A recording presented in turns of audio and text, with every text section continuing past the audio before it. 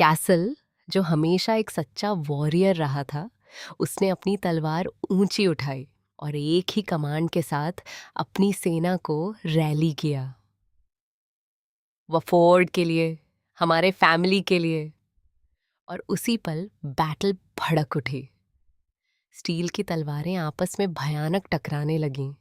जमीन भी इस लड़ाई की इंटेंसिटी से कांप रही थी।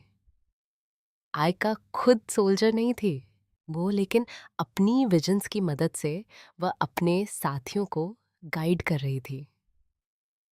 वह दुश्मन के हर अटैक को पहले ही देख लेती और तुरंत कैसल को बता देती।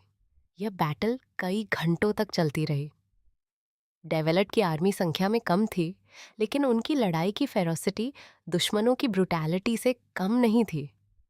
कैसल खुद आगे बढ़कर चार्ज लीड कर रहा था और बड़ी सटीकता से दुश्मन की लाइंस को काटता हुआ आगे बढ़ रहा था। दूसरी तरफ आइका भले ही मैदान में सीधे लड़ नहीं रही थी वो, लेकिन उसका रोल उतना ही इम्पोर्टेंट था। वह दुश्मन की कमजोरियां देख रही थी, वो सही मौके जब वार करके जीत हासिल की जा सकती थी।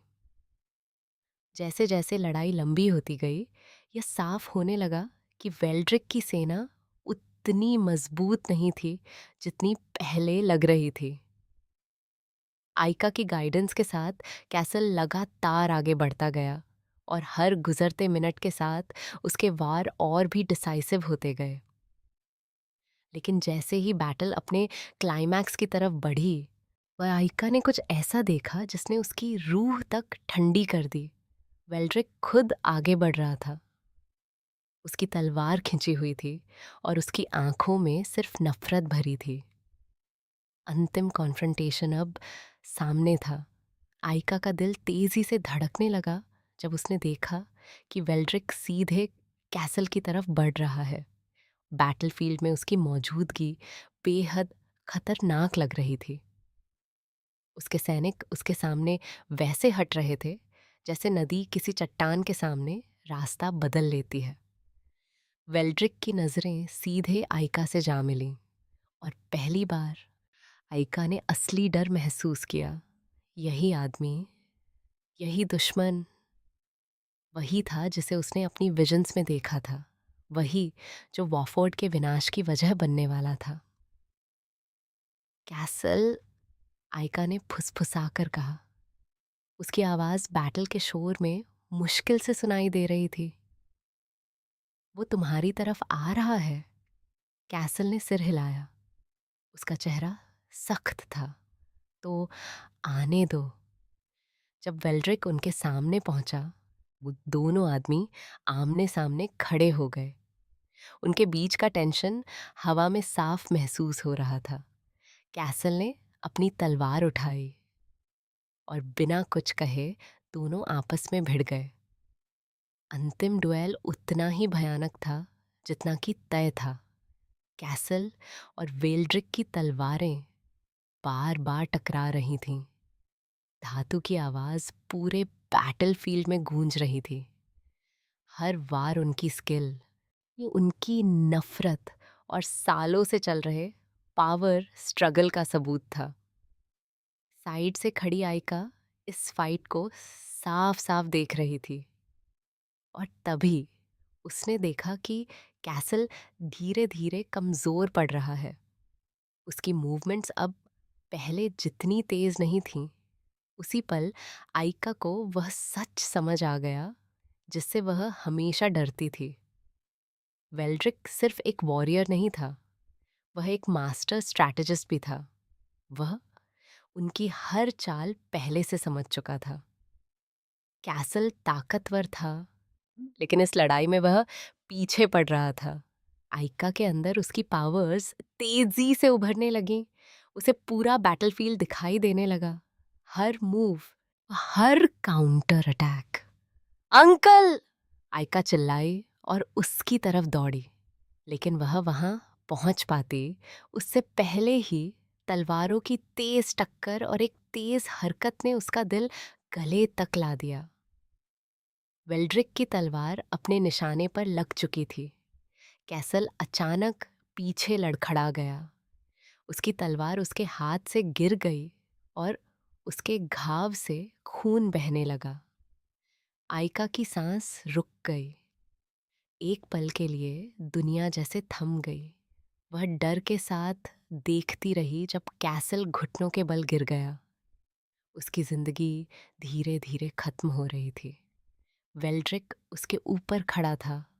उसकी तलवार चमक रही थी और उसके चेहरे पर एक टेढ़ी संतुष्ट मुस्कान थी।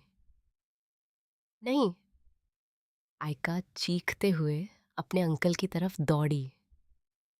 बैटलफील्ड उसके चारों तरफ धुंधला पड़ गया था। उसने कैसल के घाव पर अपने हाथ रखे, लेकिन खून बहुत तेजी से बह रहा था। वह उसे खो रही थी। मेरे साथ रहो अंकल, मेरे साथ रहो, आयका रोते हुए बोली। लेकिन कैसल की आंखें धीरे धीरे बंद हो रही थीं। उसकी सांस बहुत हल्की रह गई थी। उसने आयका की तरफ देखा और हल्की सी मुस्कान दी। तुमने कर दिखाया आयका, उसने मुश्किल से कहा। तुमने उन्हें बचा लिया। तुमने वॉफोर्ड को बचा लिया। और उसी पल वह इंसान जो हमेशा उसका प्रोटेक्टर और मेंटर रहा था, अपनी आखिरी सांस ले गया। आयका का दिल टूट गया जब कैसल का शरीर उसकी बाहों में बिल्कुल शांत हो गया। जो शरीर कभी जिंदगी और हिम्मत से भरा था, अब बिल्कुल लाइफलेस लग रहा था। उसने उसे कसकर पकड़ लिया। उसकी पूरी दुनिया जैसे टूटकर बिखर गई थी। बैटल अब भी चल रही थी, लेकिन उसके लिए कुछ भी मायने नहीं रखता था। उसका अंकल, वह इंसान जो हर मुश्किल में उसके साथ खड़ा रहा, अब चला गया था। आंसुओं ने उसकी नज़र धुंधली कर दी, लेकिन दुख के बीच भी उसे अपने कंधों पर जिम्मेदारी का बोझ महसूस हुआ। अब वह सिर्फ अपने फैमिली के लिए नहीं लड़ रही थी, वह पूरे किंगडम के लिए लड़ रही थी। उस वॉफोर्ड के लिए जो धोखों से टूट चुका था और जिसे एक लीडर की ज़रूरत थी। कैसल के जाने के बाद उसकी विजन्स और भी साफ हो गईं। अब वह पहले से ज़्यादा साफ देख सकती थी। वॉफोर्ड का विनाश, किंगडम का गिरना और अंधेरा जो सब कुछ निगल लेगा अगर वह हार गई। कृपया, उसने कैसल के ठंडे शरीर से कहा, मैं ऐसा नहीं होने दूंगी। मैं वादा करती हूँ। जब आयका बैटलफील्ड में अकेली खड़ी हुई, कैसल की मौत ने उसके पूरे शरीर को झकझोर दिया। वेल्ड्रिक के साथ लड़ने वाले मर्सनरीज पीछे हटने लगे, लेकिन उनका लीडर वहीं खड़ा रहा। उसकी मुस्कान और भी चौड़ी हो गई थी। कैसल हमेशा कमज़ोर था, वेल्ड्रिक ने ताना मारा, और अब उसकी भतीजी भी उससे अलग नहीं होगी। आयका धीरे धीरे खड़ी हुई। उसकी मुट्ठियाँ गुस्से से भींच गई थीं। उसके अंदर आग जल रही थी। अपने अंकल को खोने का दर्द और लंबे समय से दबा हुआ गुस्सा। भविष्य की वह विजन, वॉफोर्ड का विनाश, उसे आगे बढ़ने के लिए मजबूर कर रहा था। कड़ी डिटर्मिनेशन के साथ आयका ने अपना हाथ उठाया। उसकी प्रोफेटिक पावर्स पूरे शरीर में तेजी से दौड़ने ने ओ लगी। तुम्हें लगता है तुम जीत गए? आयका जोर से चिल्लाई। उसकी आवाज कच्चे जज्बातों से भरी हुई थी। मैं तुम्हें रोकूंगी। अगर आपको ये कहानी पसंद आई हो तो प्लीज अपना सपोर्ट दिखाइए। नीचे लाइक और कमेंट करके अपनी थॉट्स ज़रूर बताइए, और चैनल को सब्सक्राइब करना ना भूलें ताकि आप सेकंड पार्ट से जुड़े अपडेट्स पा सकें, जो मैं जल्द ही अपलोड करने वाला हूँ। आपका सपोर्ट मेरे लिए बहुत इम्पॉर्टेंट है। इस जर्नी का हिस्सा बनने के लिए थैंक यू।